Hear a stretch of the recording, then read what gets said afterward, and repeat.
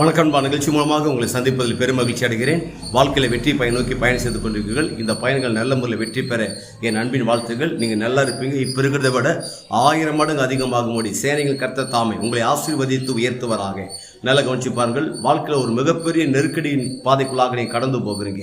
ஃபேமிலியை குறித்து, சபையை குறித்து, குடும்பங்களை குறித்து, பொருளாதாரத்தை குறித்து, பிள்ளைகளுக்கு பீஸ் கட்டுறது குறித்து, பிஸ்னஸில் முன்ன பின்ன இருக்கிற நிலையை கொடுத்து, சபையுடைய கட்டுமா பண்ணி நிறைய நெருக்கடிகள் உண்டு. நான் சொல்லுவேன், அநேகருடைய எண்ணுவது அந்த இப்பேற்பட்ட நெருக்கடி வரும்போது அநேகர் யோசிக்கிறது பெருசாக செத்து போயிட்டா நல்லா இருக்குமே. நான் சொல்கிறேன், செத்து போயிட்டாதீங்கப்பா. அப்போ என்ன பண்ணணும்? ஜெயிச்சிடுங்க.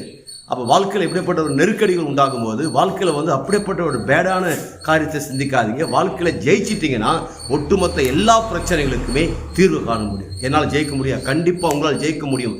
விசுவாசமே இந்த உலகத்தில் ஜெயிக்கக்கூடிய ஆயுதம். அதுவும் தேவனால் பிறந்தவர்கள் இந்த உலகத்தில் ஜெயிப்பார்கள். ஆம், கடவுள் உங்கள் பட்சத்தில் இருக்கிறால் எதெல்லாம் ஜெயிக்க முடியாத நெருக்கடிகள் வந்து உங்களை வீழ்த்த முடியாது இருக்கிறதோ அத்தனை சக்திகளையுமே நீங்கள் ஜெயிக்க முடியும், மேலே வர முடியும், டாப். இன்னைக்கு நீங்கள் பொருளாதாரத்தில் பணம் கையில் இல்லாதபடிக்கு ரொம்ப டிஸ்டர்பன்ஸ் ஆகிருக்கிறீங்க பணத்தினால.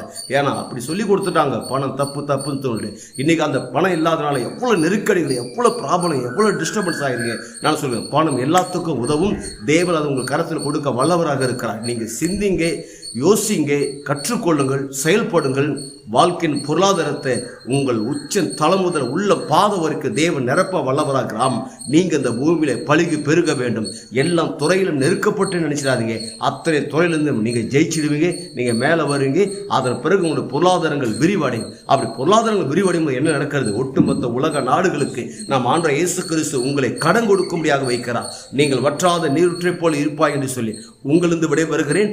உங்கள் நண்பன் ரவி, பெரியபாளையம்.